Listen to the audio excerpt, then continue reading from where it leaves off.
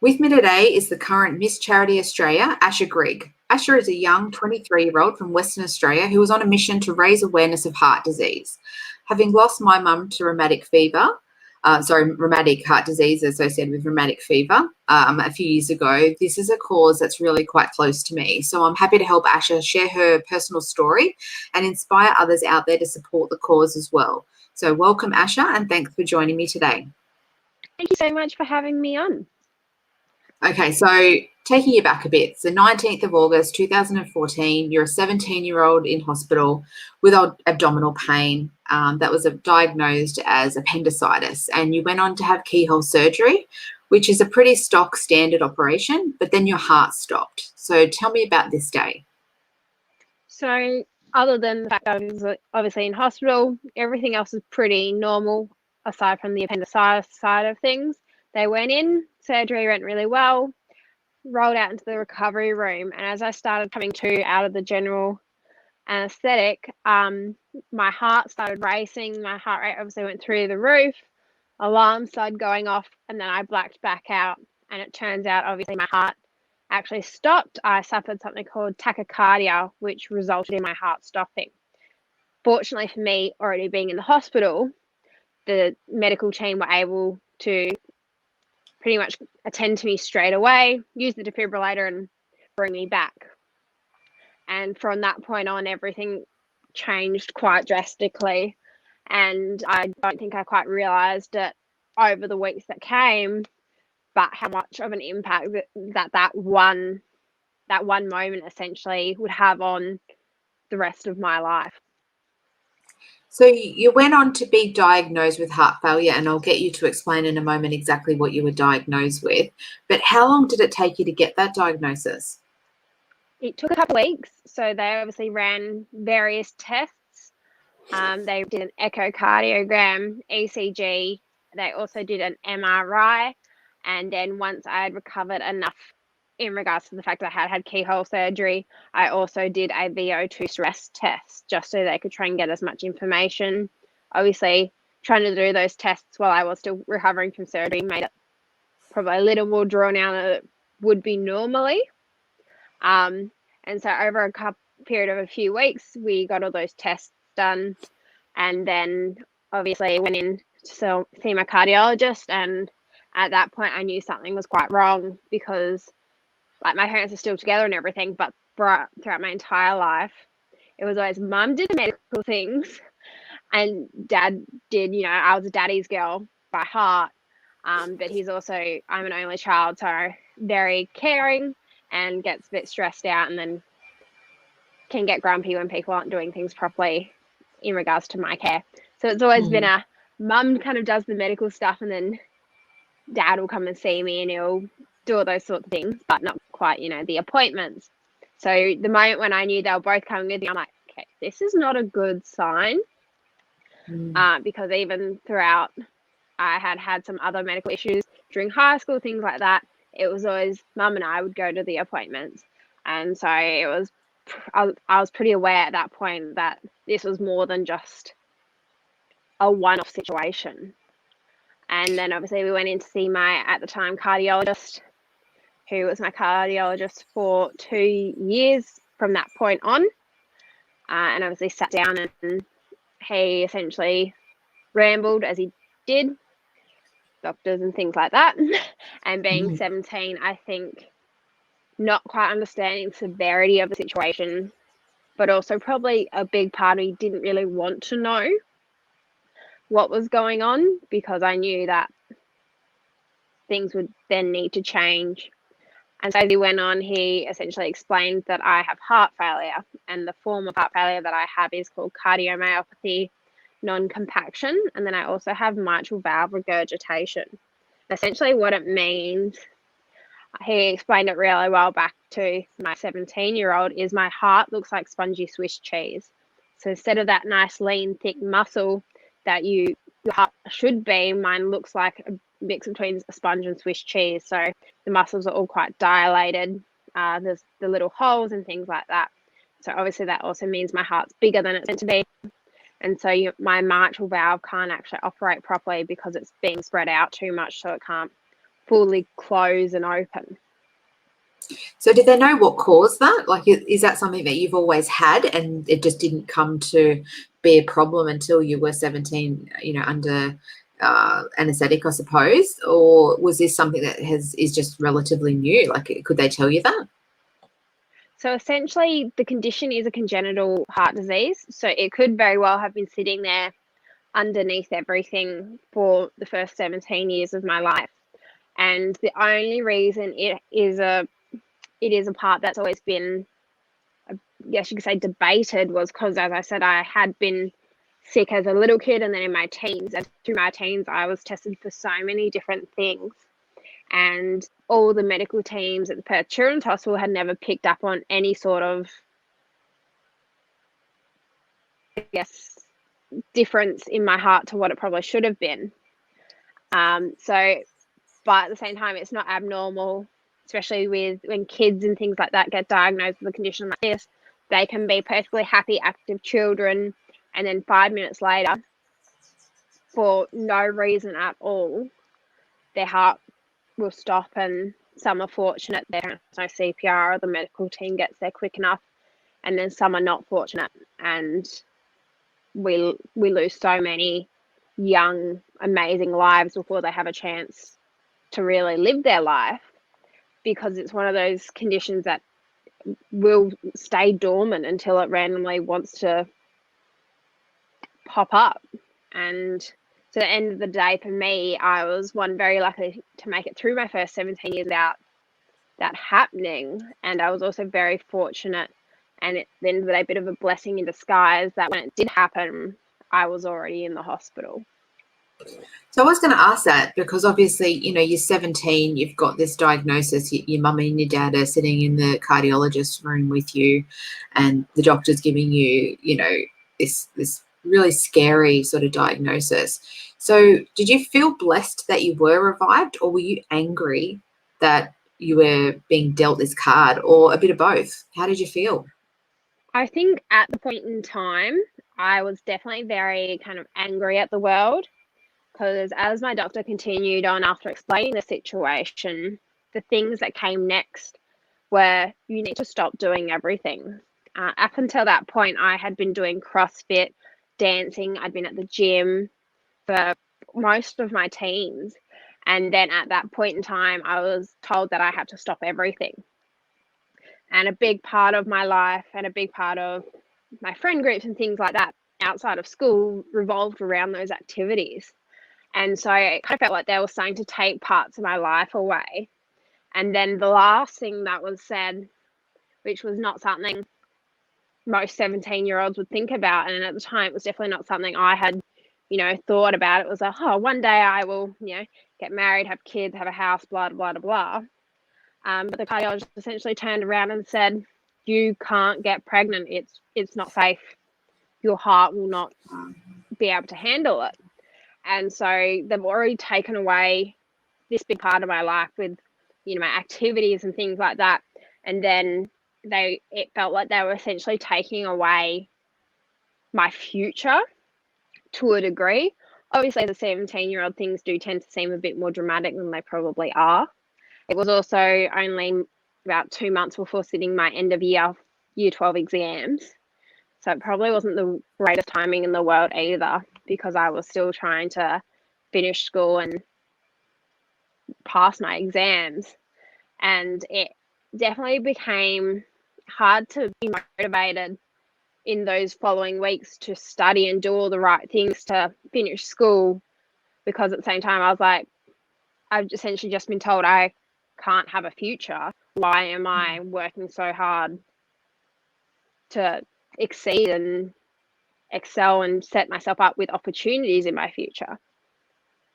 And that's completely understandable feelings to have.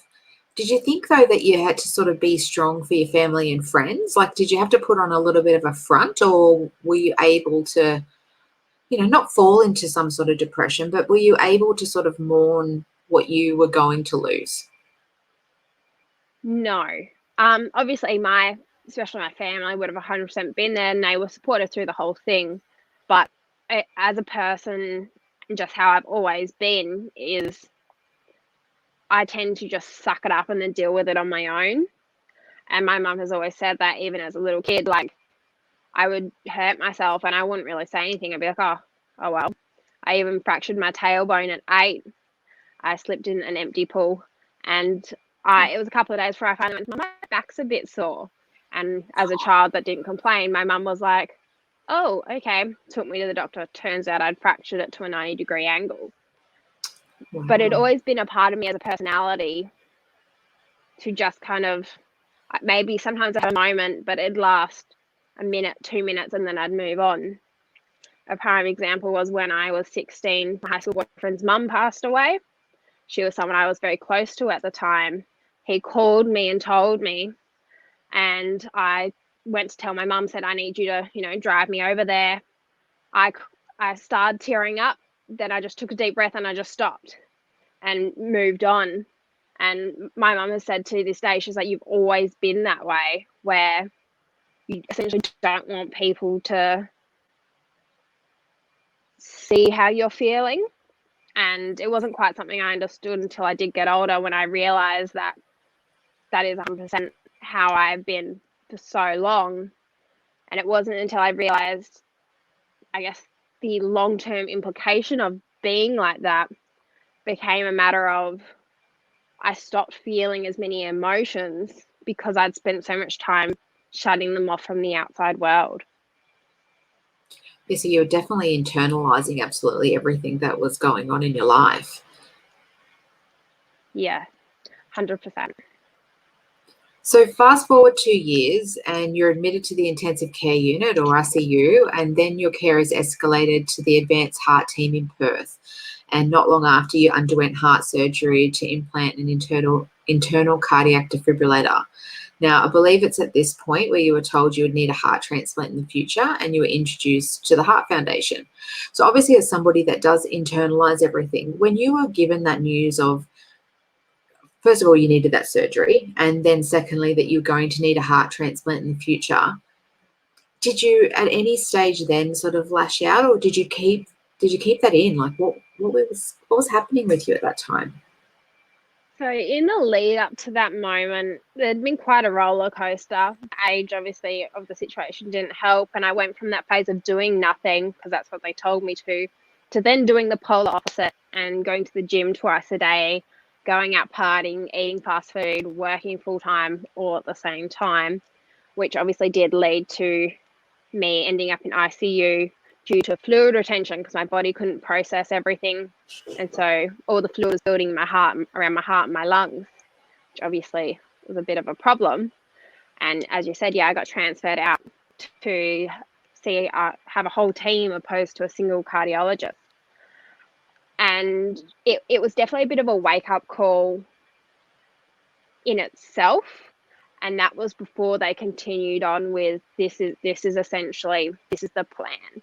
This is what is going to happen at some time over the next 5, 10, give or take years.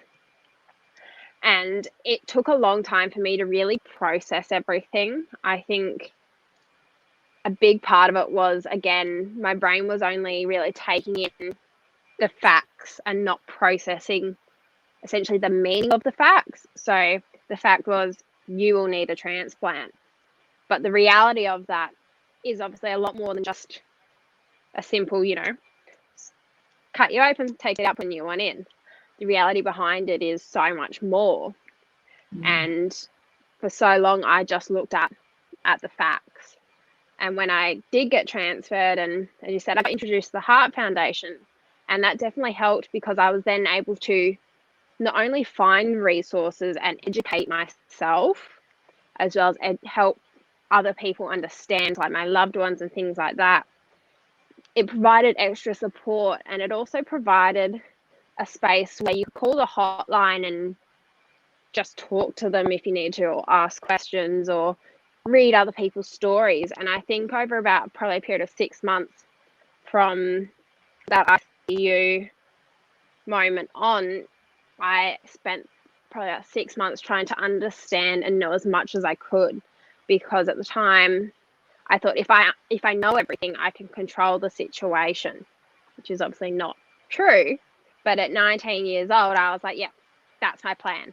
I'll understand everything, and then, you know, I can manage it and I can control it.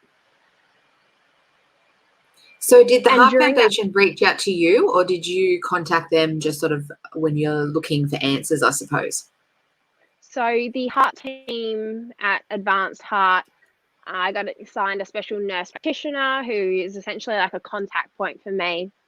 And they actually came in and they started talking to me about diet and all the really boring stuff. Also, I thought at 19. And they actually provided me with some books, like information books that were done by the Heart Foundation. And obviously all the links, the link to the Heart Foundation's website was on those. So after reading this material they'd given me, I was like, well, I want to know more. And so I kind of went from there. So essentially the Heart team were the ones who provided me with the information, and they were from there, that's how I realized, one, the amazing resource the Heart Foundation is, but two, the support services and things like that they actually provide, along with raising the funds and doing so much research that enables people like me to essentially be where we are today. So when I had my surgery in November of 2016, I was one of the first ones who had this new version of a defibrillator installed. So instead of sitting in my chest, like above my left breast, it actually sits in against my ribs on my left side. It's a bit bigger, but it sits hidden away, and they wire it in that way, and it's not as invasive of a surgery, and it's not as obviously obvious that there's something there unless you go looking for it.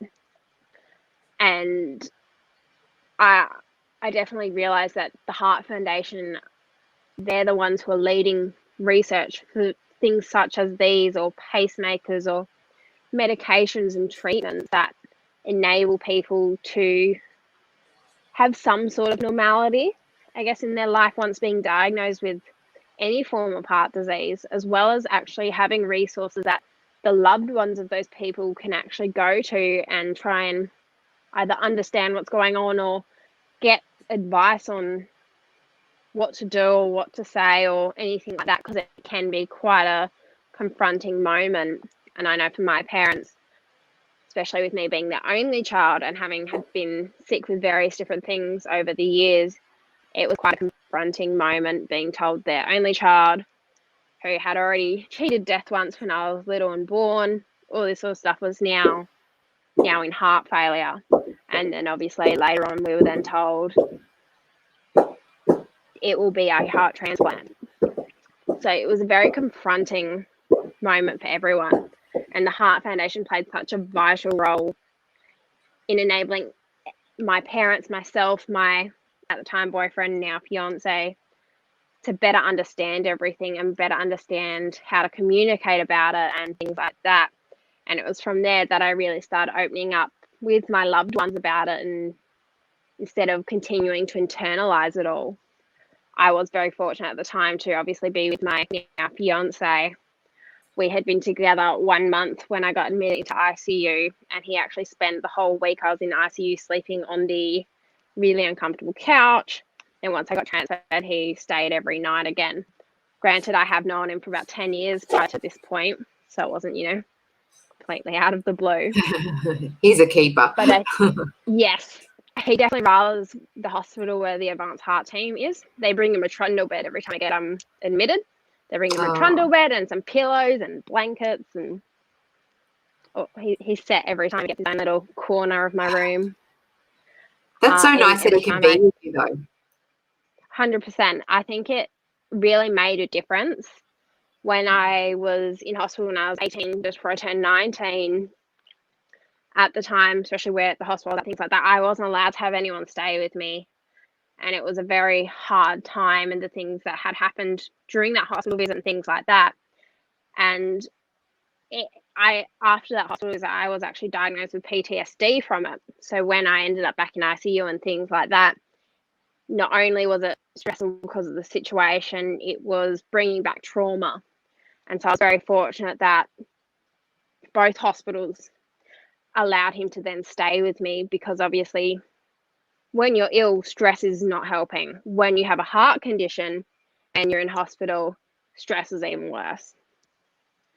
Yeah, definitely. And definitely having that support system enabled me to not only communicate, but start to process what was actually happening instead of just the hard facts. And from there, it started becoming really real because I did start realizing the actual situation and what that situation did mean. And look, the Heart Foundation does amazing, amazing work, and I'll definitely be linking to their website on my website in this episode. And I urge everybody to, reach out to the Heart Foundation if somebody that is going through something, because they are a wealth of knowledge and they are really helpful. And I'm so glad that you were able to connect with them to be able to then start to process it, even though it's really tough to know what the actual eventuality of any sort of disease is. It's nice to have professionals there to help understand. And you went on, Asha, and you were crowned Miss Charity 2021. So congratulations for that, firstly. But can you tell us about Miss Charity and your role with them? So Miss Charity is essentially a WA-based pageant system. It does run throughout the whole of Australia, and it's actually a system that is based on obviously your charitable work and working within your community and things like that. But it's a system based on inclusivity, diversity, and all those aspects. And it was something that essentially enabled me to make more of an impact. So when I got ready to compete at the beginning of 2020, it really gave me that extra motivation to then use my knowledge, use my situation to then help others. So it was a big part of what enabled me to start the journey of sharing my story and also working in hand with the Heart Foundation to do things like fundraising. And the Heart Foundation obviously set me up with my own fundraising page and everything like that. And in the lead up to essentially pageant weekend, I had raised about $2,500 for the Heart Foundation during the COVID crisis, which, given I couldn't actually hold any events as I was not allowed to leave the house for about 6 months due to COVID and being very high risk, it made me feel really proud that I was still able to achieve that. And then obviously we did compete and everything like that. And I was very fortunate to be crowned Miss Charity Australia 2021. And what that title does essentially support me in doing even more is it enables me to do more charity work and work with more, I guess, charities and organizations, because having a national title, people tend to take you that little bit more seriously because you do have the backing of the organisation. So for me, it's the Charity Pageants Australia organisation. And I'm very fortunate my director is absolutely amazing. And I bounce ideas off her. And I have a couple of ideas that are in the works, working the logistics out at the moment about events, things like that I can hold that Charity Pageants Australia will support me through, and that I can then raise funds for my chosen charity, which would be the Heart Foundation Australia. And it really enabled me not only to start trying to make a bigger difference in my community, but then once being crowned, it gave me that extra support and that extra platform to continue trying to make a difference. Yeah, it sounds like it sort of gave you a bit of purpose. And, I think sadly there's, a lot of young people diagnosed with terrible illnesses every day, but you're now in a position where you can help them. You're a role model. People will look up to you and you telling your story. Do you think, if you sort of wind it back to when you were sort of first diagnosed, do you think that you would have been able to look to somebody else's story and take that in? Or do you think it's because you found the Heart Foundation and the resources, and so it's more about getting the word out? I think that if I was able to find someone to look up to, it would have made quite a world of difference. Because unfortunately for me, and not at any fault of my doctors by all means, they made it pretty clear that I was very different and that people in my age range don't normally just get diagnosed with heart disease. And so I was in this spot where I wasn't a kid and I wasn't elderly. So it was really hard to find anyone, even in the resources and things like that, that was in any sort of similar position. And from there, that was actually doing something other than just having the disease, I guess you could say. Because unfortunately, a lot of the time when people get diagnosed with chronic illness and things like that, sometimes it's circumstance and sometimes it can be part of the mental battle. They end up just living for the disease instead of living for themselves despite the disease, which has definitely been such a big motivator for me.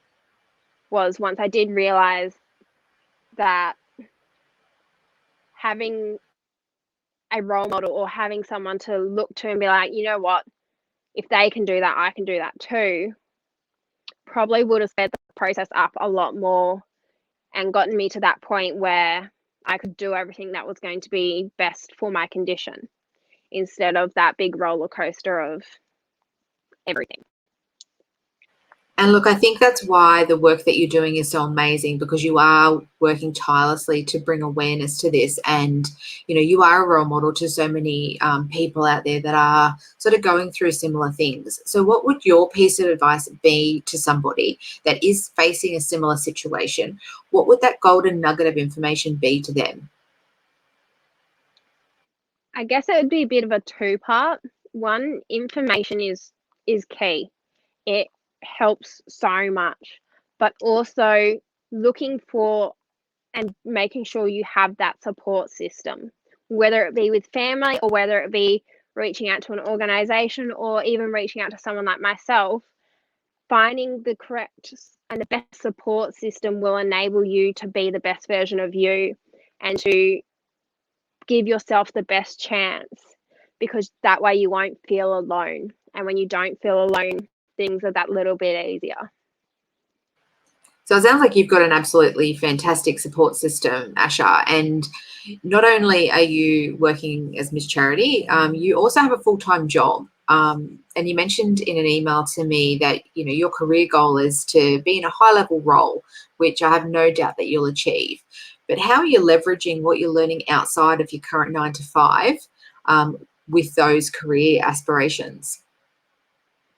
So I have learned a lot in regards to communication and people skills throughout, from about age 10 to now, when I started as a freelance, when I started in modeling and eventually ended up in a freelance modeling position. And then going into pageantry, I learned so much regarding communication and personal skills and the skills in order to influence, which can sound really bad, but in the way of you can, when you know how to communicate correctly and when you know how to make sure you understand what's going on, you can influence the decisions and you can assist and you can guide people. And once you get to that position, people will then start to, one, value your work even more because they'll realize exactly what you're doing, but also it makes you a better leader and it also makes you a better colleague, because the biggest thing in any industry is teamwork. No one can do it all alone. And I think that was a big thing for me over the past few years, learning that I don't have to do it all alone. And once I came to that realization, I've definitely been able to put that into my normal job, and it's enabled me to learn and it's enabled me to grow so massively already. And it has also given me the confidence to trust in myself and trust in my skills, but also the confidence to ask questions and to actually look for opportunities. So I'm very fortunate that I work in a workplace in which is really big on development. So when training courses, conferences and things like that come up, because I already have the communication skills and because I'm not afraid to ask the question, I then go to my manager or my director and I say, can I attend this or can I participate? And that automatically puts you that step above, because as long as you're continuously learning, you're going to continuously grow, you're going to continuously get better, and it will also enable you to help other people grow and learn. So how can everybody help you with your Miss Charity for 2021? How can we all support you in the things that you want to achieve? So a big one is just communicating. So whether it be sharing our podcast that we're doing right now, or you can check out my socials. I will keep regular up-to-date things going on there. I'm also just launched my website. Some of the content is to come, and that will include links to all the podcast episodes I do, but it also has a page in there that I'm just going to finish, which is a page about information and help surrounding heart disease and things like that.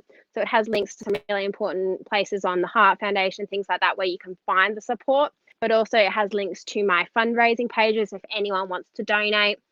Obviously, every bit counts, and it really enables the Heart Foundation to continue doing their amazing work. Also, I will keep up to date with any events and things like that I'm doing. Anyone who is in Western Australia, please do feel free to contact me if you would like to know more about anything I'm holding, or if there's anyone out there that is holding events or anything like that. I would obviously love to be able to be involved and get the messages out there even more. I really love that, Asha. And another message that I want to get out, obviously, you mentioned earlier that you're going to need a heart transplant between the next sort of 5 to 10 years. And I would urge everybody out there to sign up to be an organ donor. So my mum was an organ donor. And look, I won't lie, the process is absolutely horrendous. It's horrible. No one can prepare you enough for it. But I think to know that the organs go to somebody, such as yourself, and it gives you a second chance at your future, I just would urge everybody to reconsider their position if they're not currently an organ donor. So I just wanted to add that in there as well, because, obviously reading your story, it involves that at the end. So we want to make sure that, everybody's helping out and doing what they can to help people in your sort of situation, Asha. So I did want to ask you, what's next? So you've got this 2021 year ahead of charity and fundraising and awareness, but what's next for you? What are your, what are your plans for the next 2 to 5 years? What's Asha going to be doing? Well, 2021 is quite a huge year for me in my personal life. So my fiance and I are currently building a house, and we actually get married in November. So I'm trying to do all that at once. And obviously I'm holding my current title. It's going to be quite a long year. I am aiming to continue working with the Heart Foundation, and obviously, especially as the COVID crisis does continue to hopefully diminish slowly bit by bit, I'm hoping that will enable me to then be able to either hold more events, attend more events, enable me to continue to get my story out there and continue to raise awareness. I am continuously looking to make new connections and continuously looking to work with various corporations and charitable organizations in order to help make that difference. Unfortunately for me, within the next 2 to 5 years, I will definitely be having to undergo my heart transplant. But that is at this stage, it is in reality. I'm at the max of what they can do. I'm as heavily medicated as I can be, and they can't do any other surgeries up until that point. So that will be in the next few years. When I saw my team at the end of 2020, they did ask me where I want to be and what my goals are. And I was very realistic, but also very firm. I do not want to have my transplant until after the beginning of 2022, because 2021 being such a big year and having so many aspirations. And for me, I want to be able to continue doing this work even after I do have that transplant, because it will be just as important then as it is now, if not more so, because I will then be able to have that opportunity to not only provide more information, but be able to relate to more people in regards to having gone to that next step and going through the process of an organ transplant and coming to reality of what that will mean. And definitely I want to be able to share the experience and also share and essentially document the recovery and all the parts that come along with it, because unfortunately social media, and I'm definitely guilty of it from time to time as I am a freelance model as well, it can be quite a highlight reel. So I'm working to trying to be more open and raw about all these sorts of aspects of things that people wouldn't normally speak about, because I want to get rid of the stigma that lies behind chronic illness. Because chronic illness, no matter what the illness is, such a big part of the world. And so often when people are diagnosed, they're afraid to tell people because they're afraid that people are going to think of them differently or judge them. And that was a big thing for me. And that is why it took me so long to be open about my situation. And so I want to work, my aim is in the next 2 to 3 years, I want to break down that stigma, at least within Australia, but in the greater community would be even more amazing. Again, trying to be a bit realistic. And I want to be able to connect with more people that are going through something similar, because I want to be able to help and support as many people as I can. Well, look, I think you're doing an absolutely amazing job, Asha, and no doubt 2021 is going to be massive for you. And I know that you're going to raise plenty of money for the Heart Foundation and really be there as a support and role model for so many people going through so many different things. But before I let you go, I do have the question of the day. What would you do differently if only you knew? I think I would be more open and communicate.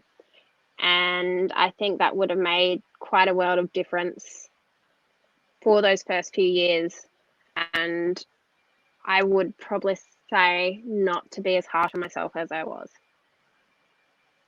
Well, look, I hope those reflections, people listening can take that on board and, understand that they don't actually have to go through the same situation to come to that realization, because, people have already been there, done that before them. So, take a leaf out of Asha's book and, open up, connect with people, connect with Asha, spread the word on, the good things that the charitable organizations are doing, and, live your best life, I think. So if you'd like to know more about Asha, I'll link to all of her socials on my website, ifonlyouknewpodcast.com.au, and I'll also provide links to the Heart Foundation and Donate Life, where you can register as an organ donor as well. And Asha, thank you so much for being a part of the show, and I wish you all the best, and I can't wait to follow you through to see you in that wedding dress in November of this year. Fantastic. Thank you so much for having me on. Thanks, Asha.